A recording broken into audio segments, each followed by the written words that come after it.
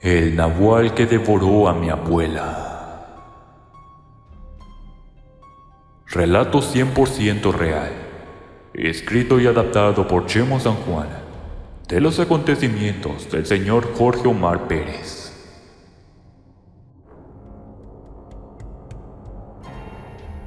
La siguiente historia que quiero contarles le pasó a mi padre en su ranchito del estado de Puebla, antes de emigrar a la Ciudad de México. Esa tarde, el sol se escondía lentamente tras las montañas de aquel pobre pueblo, dejando en sombras aquel paisaje grotesco. La gente que trabajaba en el campo de ese pueblo volvía deprisa a sus hogares, esto antes de que la oscuridad impidiera ver el camino. Muchos escondían a sus hijos, animales, cosas de valor, así como alimentos. Y eso es porque una extraña manada de seres infernales bajaban del cerro de Puebla para causar estragos en esta humilde comunidad indígena. Aquellos pobres campesinos que se demoraban en llegar al ranchito tenían que caminar por largos tramos entre veredas y caminos muy peligrosos. En el pueblo de Acatlán, en esa época de los años 60, no se contaba con luz, drenaje y servicios básicos. De hecho, de allí narraban asombrosos relatos los pobladores, y algunos te erizaban la piel. Mi padre platicaba acerca de la aparición de un animal de aspecto fantasmal, que se convertía en diferentes tipos de bestia, y devoraba todo a su paso, inclusive los huesos, sin dejar rastro de sangre. De hecho, no dejaba ni una sola gota en sus víctimas. Otros familiares hablaban atemorizados de la existencia de una bruja o una bestia con hambre de carne, la cual cada noche marcaba las casas con mujeres embarazadas o niños aún sin la bendición de Dios, ya que eran sus platillos favoritos. Por eso aún se tiene la costumbre de pintar cruces blancas en las casas, para asustar a los seres híbridos, aquellos que cada noche se convierten de humanos a bestias. Otros tantos creían que eran puras especulaciones y cuentos, y más los que no eran nativos del rancho. Mi padre Fausto y el tío Román eran un par de hermanos muy jóvenes. Su padre había muerto algunos años atrás a causa de una caída de un burro. Y en esa época su madre, que aún era muy joven, lamentablemente se encontraba un poco enferma. Por ese motivo, una y otra vez habían rechazado a un comandante de la policía municipal, el cual le insistía en que se casaran. Sé lo que ella le dejó en claro, que mientras sus dos hijos vivieran, ella no se casaría con nadie. Además, por su estado de salud, prefería no andar con nadie. Al morir el abuelo, ellos se ocupaban de la siembra, el poco ganado, así como la cosecha de café en el estado de Puebla.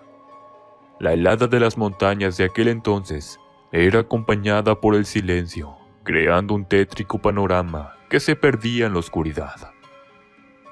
En aquella ocasión los hermanos habían terminado muy tarde y no se habían percatado de la oscuridad. Erróneamente, esa tarde tomaron otro atajo para llegar más rápido de lo habitual a su jacal, y decidieron ir por un camino que según era el más corto. Además parecía el mejor iluminado. Cuando ambos caminaban, platicaban para hacer más ameno el viaje. Los jóvenes se detuvieron. Al poco rato escucharon un extraño ruido entre los árboles. Ambos miraron de un lado para otro, pero no se veía absolutamente nada. Solo que el ruido no cesaba. Parecía ser un gruñido acompañado de un quejido lastimero. Curiosamente, días atrás, en repetidas ocasiones, se sintieron observados y seguidos por un animal que desde los árboles leía sus movimientos, pero nunca los atacó. Los jóvenes, por más que buscaban entre la oscuridad, no veían nada. Cuando decidieron largarse del lugar, algo los empezó a seguir de lejos. El ruido fue incrementando y parecía provenir detrás de algunas rocas que se encontraban frente a ellos. Cuando se acercaron un poco más para investigar, no daban crédito de lo que ahí sucedía. Allí miraron algo muy espantoso, lo que parecía un gran perro con cruza de lobo y una potente mandíbula de afilados dientes. Uno de pelaje inmensamente negro y puro, el cual se encontraba devorando algo. Los hermanos temblaron de miedo. Cuando intentaron irse sin hacer ruido alguno, aquella bestia parecida a un lobo se percató de su presencia e inmediatamente se volteó y los miró con rabia. Petrificados miraban lo que aquella bestia devoraba. Cuenta mi padre que eso era el cadáver de una persona, o por lo menos lo que quedaba de ese cuerpo, ya que los restos se encontraban esparcidos por todo el lugar, donde la escena era perturbadora. A pesar de haber nacido en el pueblo, nunca habían visto a una bestia híbrida de esas, y el abuelo les llegó a platicar de que existían, y más del lado de Oaxaca, pero en su pueblo no. Mi padre comenzó a volver el estómago, mientras su hermano intentaba correr, lleno de pánico. Al parecer recapacitó, ya que no lo podía dejar allí. Su pánico creció más al ver que aquella bestia se dirigía hacia ellos, con algunos restos en su boca. Papá intentó calmar a su hermano para que reaccionara y lograran correr, solo que ya era presa del miedo, y quedó completamente inmovilizado. La situación llegó al tope cuando aquella bestia lo salió y se abalanzó hacia el tío. Fue que en ese preciso momento desenfundó su machete y lo apuntó hacia enfrente, cerrando los ojos esperando su final. Solo que el nahual cometió un error, y al dejar caer su peso para morder a uno, este solito se clavó a la altura del pecho la punta del machete y quedó herido de gravedad. Al sentir cómo el metal quemaba a aquel ser endemoniado, comenzó a lanzar un aullido y chillido horripilante, uno tan aterrador como jamás se haya escuchado. Ese alarido era tan agudo que se apreciaba su dolor, ya que cuando los hermanos abrieron los ojos, vieron al nahual regresando, tratando de arrancarse el machete clavado. Minutos después de aquella bestia, salió un olor a putrefacción, como a toda la carne en descomposición que había devorado en los últimos días. Ya no se quedaron a investigar. Como pudieron salieron disparados, sin detenerse hasta llegar a su casa. Al ingresar ya no querían contar lo sucedido a su madre, pues no querían mortificarla más de lo que ya estaba, pues su enfermedad era crónica y terminal. Al verlos llegar, la abuela se percató de que algo les sucedía. Ambos decidieron no decirle nada. Sin comer y temblando, pronto se fueron a dormir. Con una experiencia de ese tipo, ya no querían ni salir de su casa para ir al cafetal, pero no había de otra. Si no juntaban la cosecha, ¿de qué vivirían? Cuando al amanecer salieron de la casa, iban preparados con un machete y un cuchillo, ya que en el camino se encontraron con algunas personas que les recomendaban tener mucho cuidado, pues la noticia de aquel cadáver que fue devorado y sus restos esparcidos se regó como pólvora. Por su parte en el municipio, las autoridades le adjudicaron a los lobos y coyotes este crimen, ya que supuestamente en las montañas habitaban manadas de estos, pero eso era totalmente falso. Mi padre y mi tío se encontraban muy perturbados. Si contaban eso que vieron, los podrían culpar o tacharlos de locos, y no olvidaron que el comandante municipal no les veía con buenos ojos. Así que con miedo siguieron su camino y llegaron al cafetal. El día era bastante tenso, pero no podían concentrarse en sus actividades, y mejor decidieron que se marcharían antes de que cayera la noche. Extrañamente, esa semana no supieron nada del comandante aquel que no dejaba en paz a la abuela, y hasta creyeron que ya se había retirado del pueblo. Desde ese ataque ya estaban siempre alerta.